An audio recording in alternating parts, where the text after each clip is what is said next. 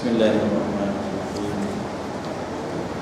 Alhamdulillahirabbil alamin. Wassalatu wassalamu ala asyrafil anbiya'i wal mursalin wa ala alihi wa sahbihi ajma'in. Rabbi shrah li sadri wa yassir li amri wahlul 'uqdatam min lisani yafqahu qawli. Fadil Imam bila puasa surau muslimin dan muslimat, mudah-mudahan semuanya diberikan berkatan oleh Allah Subhanahu wa taala.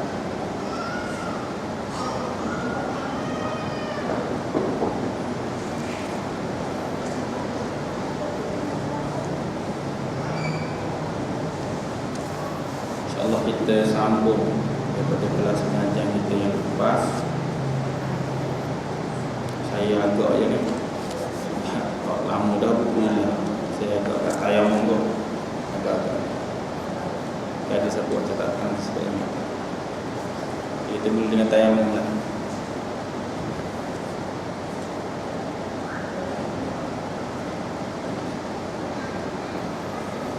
وَإِن كُنتُم مَّرْضَىٰ أَوْ عَلَىٰ سَفَرٍ أَوْ جَاءَ أَحَدٌ مِّنكُم مِّنَ الْغَائِطِ أَوْ لَامَسْتُمُ النِّسَاءَ فَلَمْ تَجِدُوا مَاءً فَتَيَمَّمُوا صَعِيدًا طَيِّبًا فَامْسَحُوا بِوُجُوهِكُمْ وَأَيْدِيكُم مِّنْهُ. Dan jika kamu sakit atau dalam perjalanan atau kembali dari tempat buang air atau menyentuh perempuan, lalu kamu tidak memperolehi air, maka bertayamumlah dengan tanah yang baik dan sapulah muka dan tanganmu dengan tanah.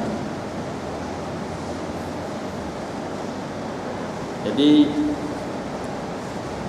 dalam ayat ini juga menyebut di antara sebab-sebab yang menyebabkan seseorang itu boleh bertayamum. So bertayamum ini bukan maksudnya waktu tidak ada air saja. Jadi ulama fiqh ini dia memberi kebenaran untuk kita bertayamum ketika dalam keadaan dan situasi yang mungkin air ada, tetapi kemampuan kita untuk menggunakan air itu terbatas. Jadi tuan punya kitab ini disebut sebab-sebab tayamum. Pertama dia kata ketiadaan air. Air memang tak ada, maka kita dibenarkan untuk bertayamum. Air tak ada.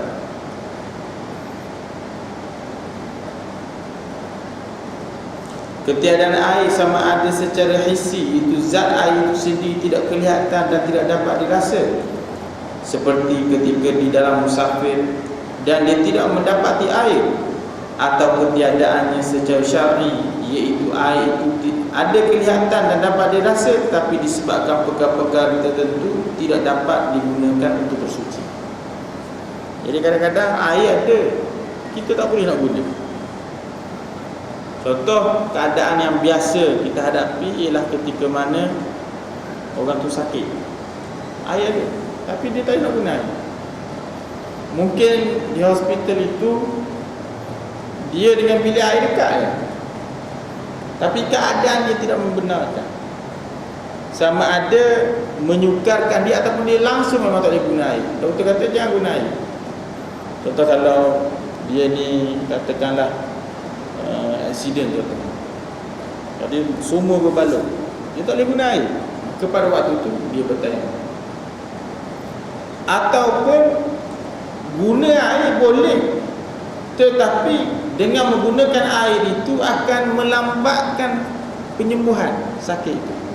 Sakit itu jadi lambat baik, maka dia boleh guna tayamum. Walaupun guna air tak mudarat pada kesihatan dia, tetapi setengah ulama kata boleh memanjangkan tempoh kita, macam tempoh berkabung lah. Dia kata apabila kena itu menjadi panjang kesengsaraan itu, maka pada waktu itu dibenarkan untuk kita bertayamum. Doktor kita ada luka banyak, doktor kata jangan guna air, takut lambat sembuh. Tak ada masalah, tak mudarat, tapi lambat sembuh, maka kita pun bertayamum. Kepada waktu itu dibenarkan.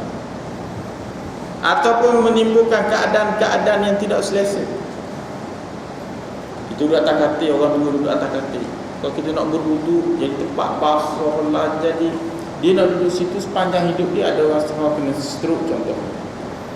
Jadi kita boleh nak sembuh-sembuh apa ni supaya basah tangan dia, tetapi kita tak ada masalah. Orang tu masalah, tempat jadi lembab, jadi risiko untuk jangkitan dan seumpamanya mungkin lebih besar, mungkin dia disuntikkan dan seumpamanya. Maka dia nak dalam keadaan yang kering. Sekiranya begitulah, maka pada waktu itu dibenarkan untuk ini dia bertayamum apabila wujud keadaan-keadaan seperti itu. Ataupun yang kedua, dikata air terlalu jauh daripadanya. Apabila dia berada di suatu tempat yang tidak ada air dan jarak antaranya dengan air lebih daripada separuh farsah. Farsah ni mungkin kita jarang dengar. Dia di antara ukuran juga lah farsah. Kita biasa dengar marhalah, batu. Dalam fiqh ni ada lagi ukuran yang lain, farsah. Separuh farsah ni, satu farsah ni 5 km. Separuh farsah ini 2.5 km.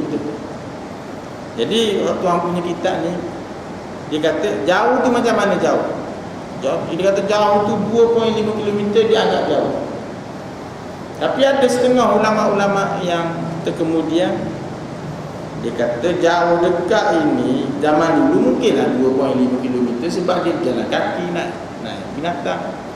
Zaman sekarang kalau 2.5 km ni, kalau orang ada kenderaan dekat benar, sangat hampir.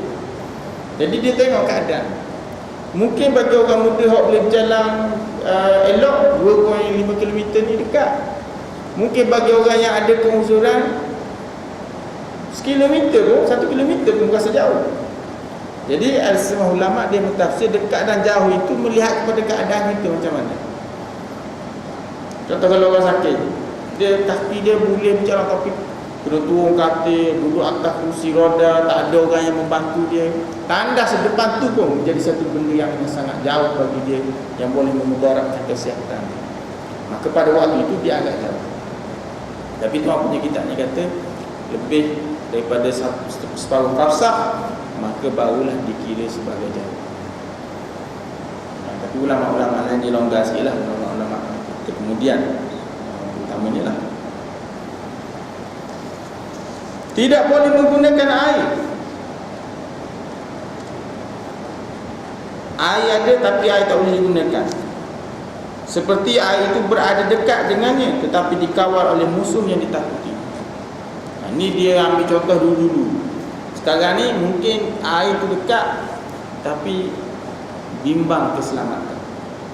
Contoh orang perempuan, dia tak ingat nak sembahyang Isyak, kerja-kerja pukul 3 pagi. Kerja pukul 3 pagi, dia duduk dekat rumah flat, buka paip tak ada. Nak turun ke bawah, nak betul-betul orang rumah orang tak pernah sabar pukul 3 pagi. Nak pergi turun kat surau, satu benda yang tak pernah sabar. Pukul 3 pagi orang perempuan, tempat yang mungkin sunyi ke. Jadi pada waktu itu dibenarkan apabila ada keadaan yang memaksa, ataupun waktu itu terbatas. Kalau orang tempat wuduk dia kat luar, contohnya ada orang gila ke, ada binatang-binatang buas ke, apa sahaja yang menghalang dia untuk mengambil wuduk, membahayakan diri dia, maka dibenarkan dia bertayamum.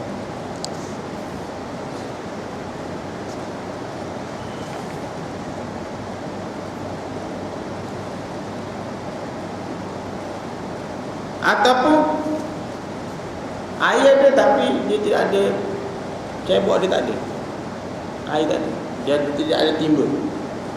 Ataupun air ada atas tangki tapi dia kena potong, orang potong, orang blok, kita tak guna air.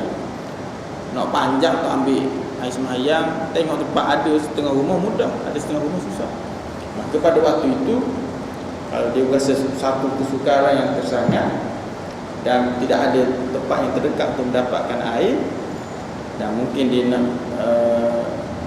Mungkin sebelah dia orang bukan Islam ke apa ke, apa sajalah yang menghalang dia ini untuk mendapatkan air, maka dibenarkan untuk dia bertayamum pada waktu itu.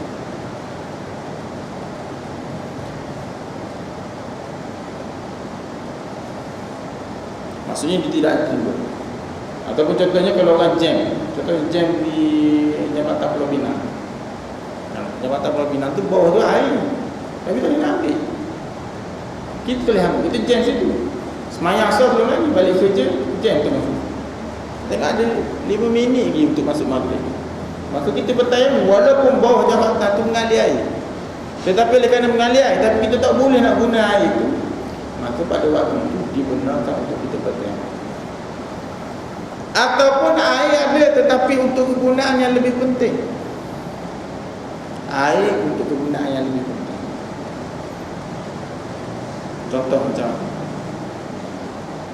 dalam sebahagian kita kecil-kecil mazhab Syafi'i disebut, dia kata kalaulah orang tu bermusafir dengan anjing, air tu cukup minum dia dengan anjing, ataupun air tu memang khusus untuk anjing, maka pada waktu itu dia kena bertayamum. Tak boleh dia ambil air tu yang menyebabkan menyesakan binatang. Tak boleh siapa boleh ambil. Walaupun binatang tu adalah anjing, dia bawa musafir, dia bawa anjing sekali.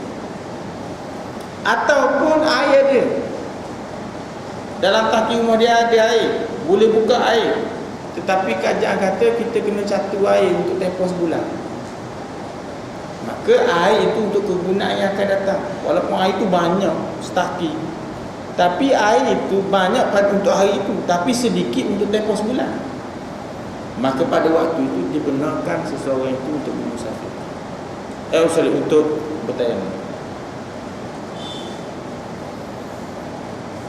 Ataupun cuaca yang terlalu sejuk,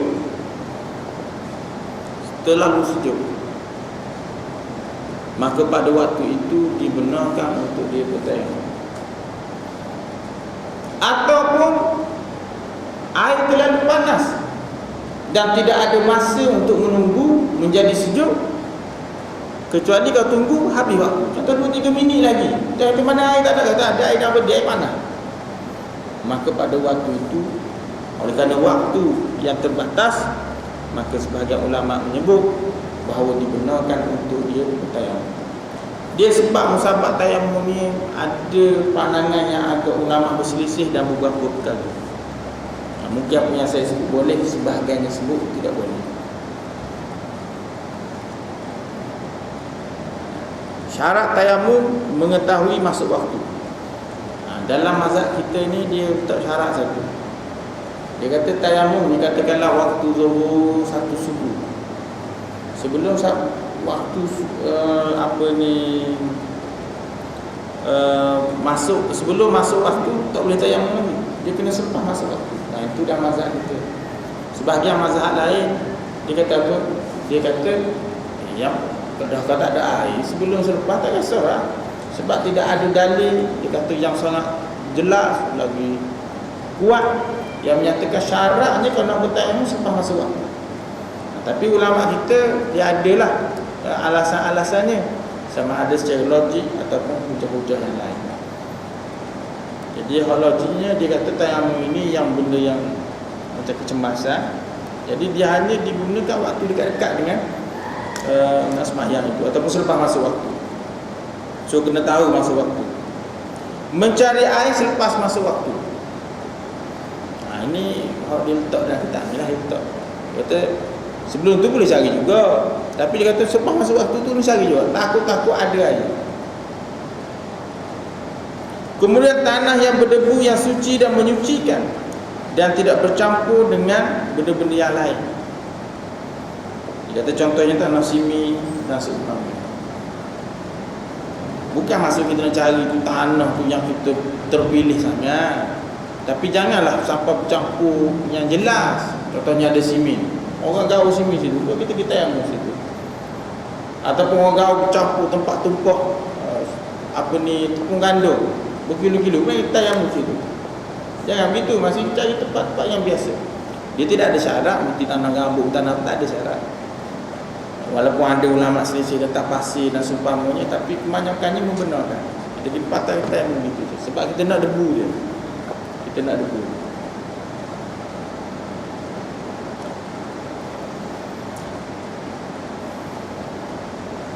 Itu di antara sebahagian syaratnya lah. Ada beberapa syarat lain yang diletakkan, di antaranya menghilangkan najis terlebih dahulu dan beristihad menentukan arah kiblat sebelum bertayamum. Setengah ulama dia kata dia tak masukkan dalam syarat tayamum ke seperti ini. Kata benda itu bab lain. Baik, tayamum ini kena atas tanah. Boleh tak kita cedok dia, kita letak dalam bekas? Boleh, tak ada masalah. Kita letak cedok dia, kita letak dalam besen, bagi. Kita tayamum tadi, tak ada masalah. Kita ambil tanah sikit atas meja, kita pun tayamum. Tak ada masalah. So, tayamum ni tak semestinya atas tanah. Tayamum tu tanah, bukan atas tanah. Atas tanah tu iya juga, waktu asasnya. Tapi kalau kita ambil tanah letak atas meja, kita pakai tayamum, maka itu dibenarkan.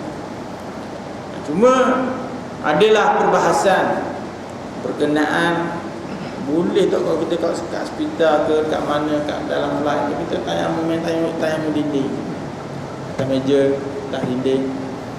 Ini ada juga perdebatan. Sebahagiannya tidak membenarkan, sebahagiannya membenarkan di atas dasar bahawa dinding ke mana ke tak ada debu.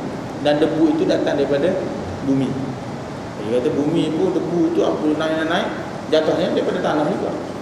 Yang seperti mana debu melekat pada kasut kita, pada kenderaan kita, itu daripada tanah juga. Jadi ada yang berhujah begitu, maka dia ini akan mengeluarkan pandangan yang menyatakan kalau orang sakit tu orang sakit tepuk atas meja dia. Kalau orang atas flight, dia tak boleh nak ambil semayang. Memang dalam flight tu ada air, tapi kesukaran, mungkin dia terkejut tu sungguh nak ambil dah. Dalam keadaan pilot suruh duduk di tempat masing-masing, tengok 5-6 minit, maka dia pun tepuk situ. Tapi benda-benda itu berkaitan cara itu banyaklah perbahasan. Contoh ada lagi ulama dia bahas sejauh lagi. Dia kata kalau angin bertiup debu boleh tak kita tahan gitu. Angin debu boleh kita tahan tangan gitu. Ada juga ulama yang berbahas. Ada ulama kata mesti ada benda pejar yang boleh kita tepuk. Sebab Nabi kata tayamum ni darbatan, 2 tepuk. Darbatun fil wajhi, 1 tepukan untuk muka, 1 tepukan untuk kedua tangan kita. Jadi kata bila Nabi sebut tepuk, mesti ada benda yang kita bersentuh. Ada setengah ulama kata, dia kata yelah betul Nabi sebut tepuk, tetapi asal-asalnya Nabi nak tanah itu. Tapi biasanya ke akal manusia, Nabi ni tepuk atas tanah. Macam Nabi kata sapu rambut kamu, bukan maksudnya orang bawa tak perlu sapu. Nabi bercakap hukum biasa. Tapi mungkin kadang-kadang tu orang botak ke, orang apa tu rambut tidak ada ke, maka dia tetap mesti melalukan untuk menjadikan wuduk dia itu adalah sah. Kita kadang-kadang kita berasa macam tak penting perbahasan kilah ni, tapi kadang-kadang waktu sakit kau tahu betapa pentingnya perbezaan pandangan ini, baru kita tahu. Waktu sakit, waktu tak boleh nak bangun, sakit tulang, sakit itu, baru tahu, baru kita mula nak cari ada tak pandangan lain.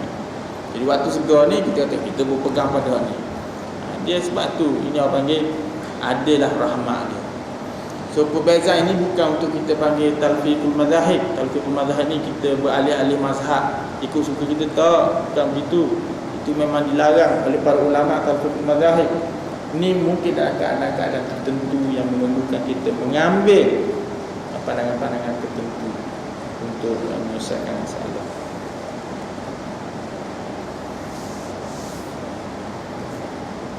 Baik, rukun tayamum. Rukun tayamum ni ada 3. 1 niat. Niat ni buah hadis setiasa ada.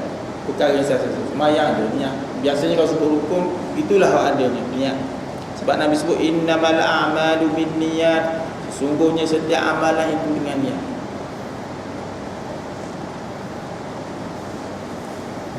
Yang kedua, menyapu muka dan kedua tangan hingga ke siku dengan 2 kali tepuk. iaitu meletakkan dua tapak tangan ke atas tanah yang suci, mempunyai debu, kemudian menyapu ke seluruh bahagian muka. Kita tepuk, sapu, kemudian sapu ke seluruh bahagian muka. Selepas itu meletakkan dua tangan buat kali kedua ke atas tanah, kemudian menyapu hingga ke siku. Tangan kiri menyapu tangan kanan dan tangan kanan menyapu tangan kiri. Dia kaedah tu adalah orang ajar begini-begini, tapi yang penting kata kita nak buat macam mana tu pula. Kita bersama-sama. Tak sambung tak apa, tak ada masalah. Yang penting tangan kita ini rata dengan sapu itu. At-tayammu darbatun lil wajhi wa darbatun lil yadayn ila al-mirfaqain. Tayamum itu dilakukan dengan dua kali tepuk ke atas tanah, satu tepukan untuk muka dan satu tepukan lagi untuk kedua tangan hingga ke siku. Sapu yang dilakukan hendaklah meliputi ataupun meratai seluruh anggota yang disapu. Dia bukan syarat, dia anggota. Kena semua. Sekiranya di tangannya ada cincin, maka wajib ditanggalkan. Sebab apa kalau tayamum wajib? Tapi kalau wudu sunat. Sebab wudu ni air boleh mengalir, tayamum tidak. Jadi wajib tu bukan pada tanggal. Wajib tu maksudnya tempat itu mesti dikenakan tanah. Kalau dia gerak depan, kemudian disapu, kemudian di belakang sekali lagi, tak ada masalah, boleh. Jadi dalam mazhab kita, tangan yang dimasukkan tangan itu sini sampai ke siku. Sebahagian pandangan ulama lain dia kata yang dimasukkan tangan sampai pergelangan. Sebab Rasulullah sebut ada satunya dia kata tangan. Yang ditafsirkan tangan tu macam mana? Dia kata ni tangan, bukan sini. Kalau yang wudu tu sampai ke siku sebab disebut siku. Jadi hak ni ada riwayat kata sampai siku. Ada setengahnya kata tangan saja. Jadi tangan saja dia kata sini. Kalau wudu tu sini yang kita potong, bukan sini. Jadi ada setengah ulama dia kata sampai ke siku. Ada setengah ulama kata tayamum tu sampai sini saja. Dia benda tu semua beri manfaat. Ada orang sakit tangan dia start sini, jadi ada masalah juga. Ada orang tak ada masalah. Semua perselisihan itu ada manfaatnya apabila ada keperluan. Yang ketiga, tertib. Mesti ikut urutan ke dan tangan. Baik, itu yang asas rukun. Yang sunat tayamum ini pula apa dia? Semua perkara yang disunatkan ketika berwudu adalah disunatkan ketika bertayamum, seperti membaca basmalah. Basmalah itu ialah bismillah. Itu basmalah. Itu orang panggil short form bagi setiap kata lah. Basmalah, kita ada hamdalah, alhamdulillah, tasbih, subhanallah, takbir, Allahu akbar, hauqalah, la haula wala quwwata illa billah, istirja', inna lillahi wa inna ilaihi raji'un. Itu istilah-istilah. Tahlil, la ilaha illallah. Kalau kita sebut tahlil itu diingat yang kita ratib tu. Itu salah satulah. Tapi tahlil itu maksudnya barang siapa kalau kata halil, maksud halil ni baca la ilaha illallah. Jadi dia kata bermula dengan basmalah. Disunatkan baca basmalah, bismillah pada awalnya. Disunatkan memulakan bahagian atas muka ketika disapu. Kita mula daripada atas dulu, kata yang bermula daripada atas. Mendahulukan tangan kanan daripada tangan kiri. Menyapu sebahagian daripada bukan menyapu kepala, maksudnya biar lebih sikit. Jangan buat cukup-cukup je, biar lebih sikit. Macam kita wudu biasa kita sunatkan biar lebih sikit. Sampai sini ke, kalau kaki sampai setengah keting, itu memang disunat. Bukan basuh sapu rambut ni, sapu rambut untuk wudu. Untuk tayamum tak ada, tapi dia kata kalau sapu tu janganlah betul-betul ikut dia, biar lebih sikit, supaya takutlah Takut-takut kita cuan. Disunatkan, tidak wajib. Dan sebahagian daripada lengan melebihi daripada hak siku. Kalau siku tu disunatkan lebih sikit. Siapa? Setakat ni saja.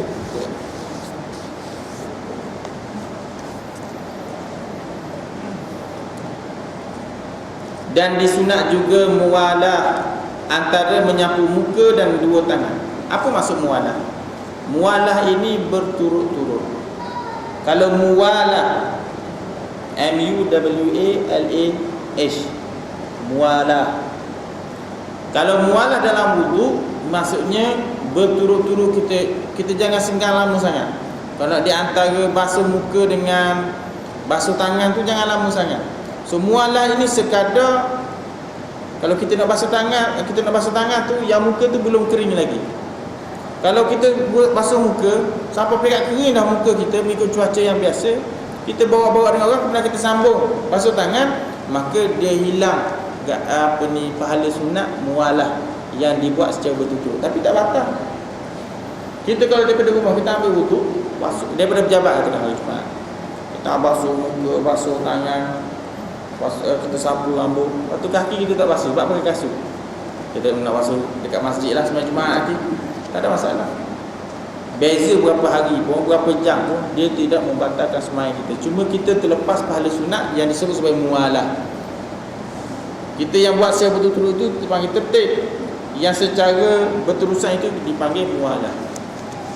Jadi kalau kita nak bertayamum, basuh muka dulu, kemudian kita nak borak-borak dulu, tak kisah berapa lama, kemudian selepas tu kita sapu tangan kita, maka tayamum itu tetap juga adalah sah.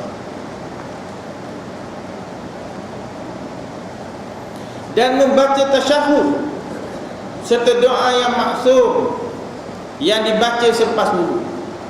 Yang kita baca doa asyhadu an la ilaha illallah wa anna muhammadan abduhu wa rasuluhu, yang kita baca selepas wudu itu disunatkan juga kita membacanya pada tayamum.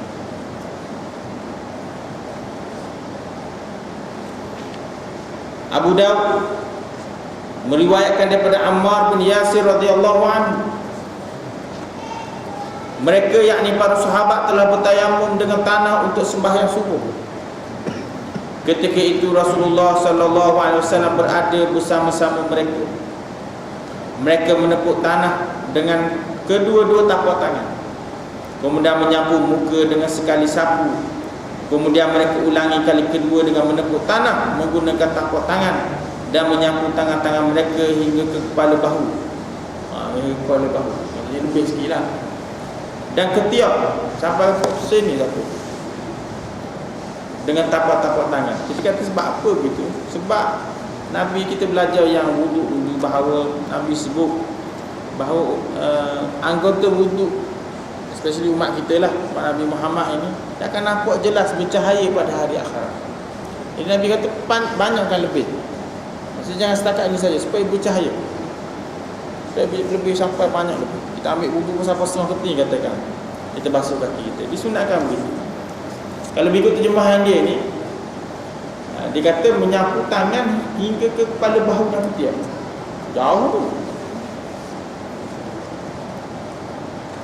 Yang kedua, membuka atau mencerahkan jari-jari tangan ketika menepuk tanah, supaya debu melekat secara keseluruhan, dan boleh menyapu muka kesemuanya dengan sekali tepukan. Begitu juga ketika menyapu kedua tangan. Kita sunatkan kita buka, jangan buat begini. Masa tepuk, sunat kita buka. Biar banyak sikit kena, mudah kena. Tetapi dikata disunatkan menipis ataupun mengurangkan ketebalan tanah dengan menepuk kedua-dua tapak tangan atau meniup kedua-duanya. Ini sebagaimana yang diriwayatkan oleh Al-Bukhari daripada hadis Ammar bin Yasir radhiyallahu anhu, bahawa Rasulullah sallallahu alaihi wasallam telah bersabda kepadanya, sesungguhnya memadailah kamu melakukan demikian, lalu baginda menepuk dua tapak tangannya ke atas tanah dengan sekali tepuk, kemudian baginda menghilangkan debu tersebut dengan disapu, dan pada riwayat yang lain baginda meniup kedua tapak tangannya kemudian menyapu dengan kedua. Jadi Islam ni bersih juga agama dia. Taklah kata dia suruh tepuk kita tepuk tubuh muka kita, tidak. Kata Nabi ni macam ni dia buat gini, lepas tu dia nipis. Sama ada begini ke tu pula lah. Yang penting maksudnya sampai. Itu menipu. Dan setengah riwayat kata Nabi tiup pula. Maksudnya nipi sangat. Kemudian Nabi katakan pada seluruh, bukan maksudnya kita rata tu sampai putih muka kita, tidak. Maksud kita Islam pun dia jaga juga dari sudut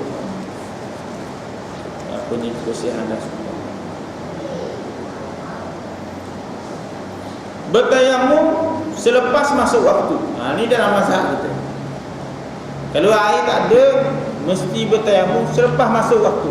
Sebelum masuk waktu tak boleh dalam mazhab kita. Dalam sebahagian mazhab lain, dia kata tak ada masalah, sebab tidak ada bukti yang kukuh yang menyatakan mesti ambil setiap waktu. Maka dia kata sebelum.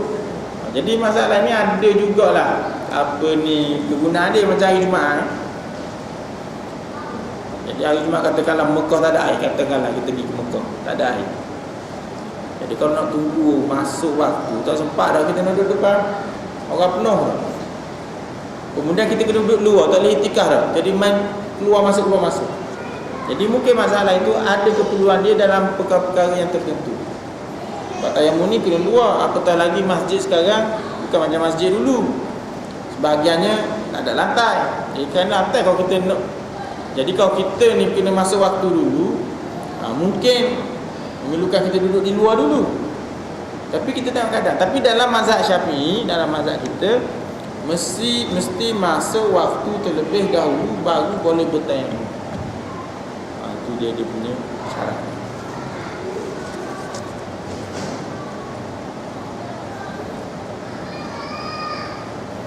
Yang kedua, tayamum untuk setiap kali sembahyang fardu.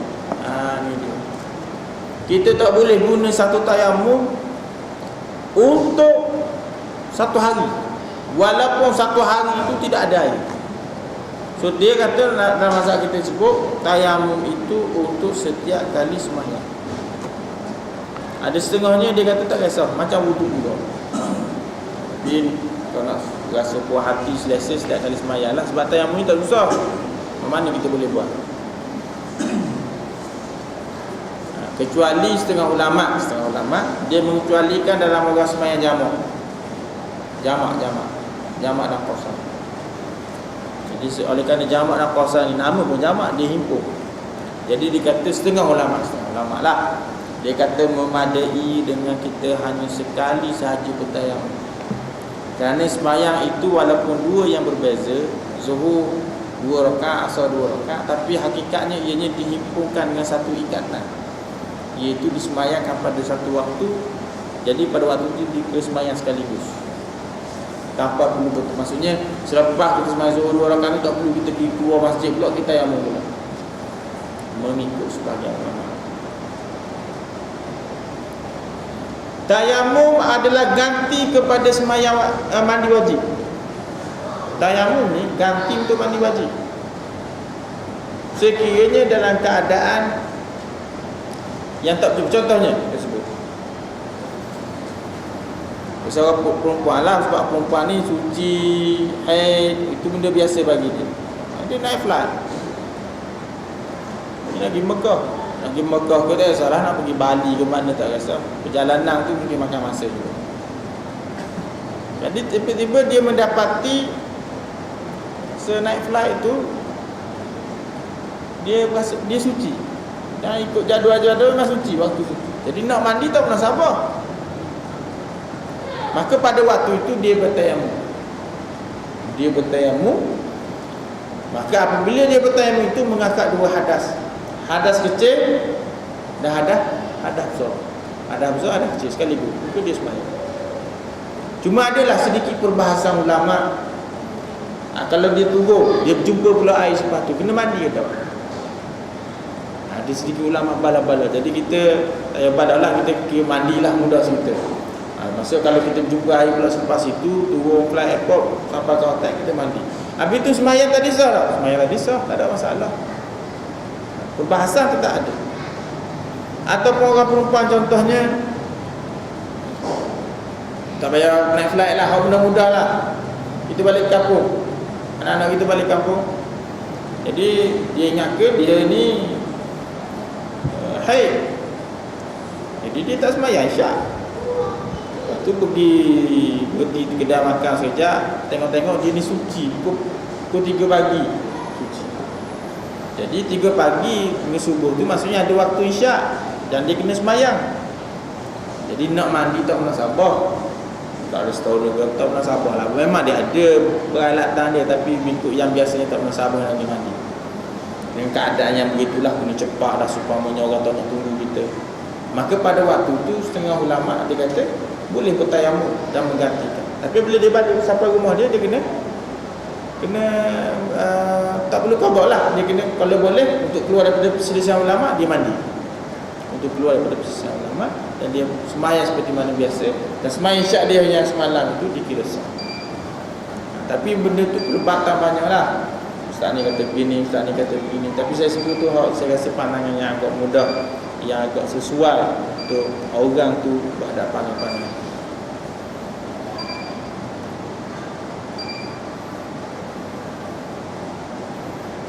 dia. Benda tu boleh berlaku macam-macam lah. Kita dekat site ke, contohnya orang perempuan dia bahagian arkitek ke apa, dia duduk asal tu dia kena apa ni, fokus kepada kerja dia, kena pantau. Contoh lah, saya tak tahu contoh kerja dia begitu. Jadi tempat site ni bukan tempat ada kemudahan nak mandi-manda. Mungkin site tu jauh daripada kemudahan. Jadi dia mendapati dia suci, mungkin dia tayamum, kata dia pun sembahyang pada waktu itu. Tapi kalau ada kemudahan, ada masjid dekat-dekat dan dia tak ada masalah, maka pada waktu itu dia kena pergi mandi macam biasalah, ikut hukum-hukum seperti mandi biasa. Tapi apa yang kita nak ceritakan di sini, tayamum itu dalam keadaan-keadaan tertentu dia ada ganti kepada mandi wajib. Ganti kepada mandi wajib. Yang terakhir sikit saya sebut mudah-mudah perkara-perkara yang membatalkan tayamum. Satu, semua perkara yang membatalkan wudu adalah perkara itu membatalkan tayamum. Semua perkara yang membatalkan wudu adalah membatalkan tayamum. Satu. Yang kedua, kita ambil tayamum, nak akad takbir, tak akad takbir lagi, kemudian hujan turun ataupun air ada, ataupun ada orang beritahu saya ada air, maka terbatas secara automatik tayamum.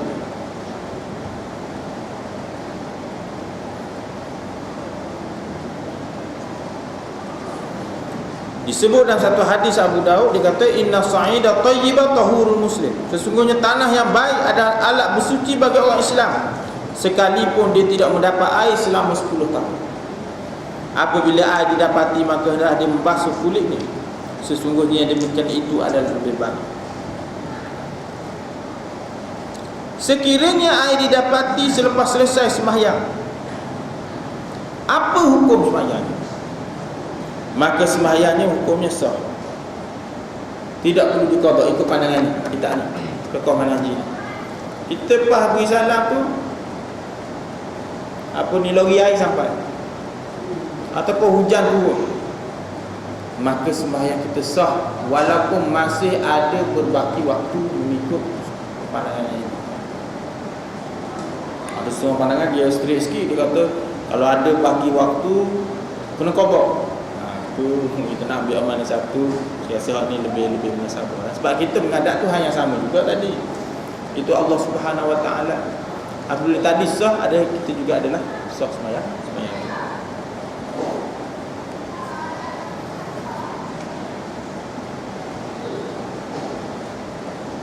Cuma persoalan yang agak timbul sikit, tengah sembahyang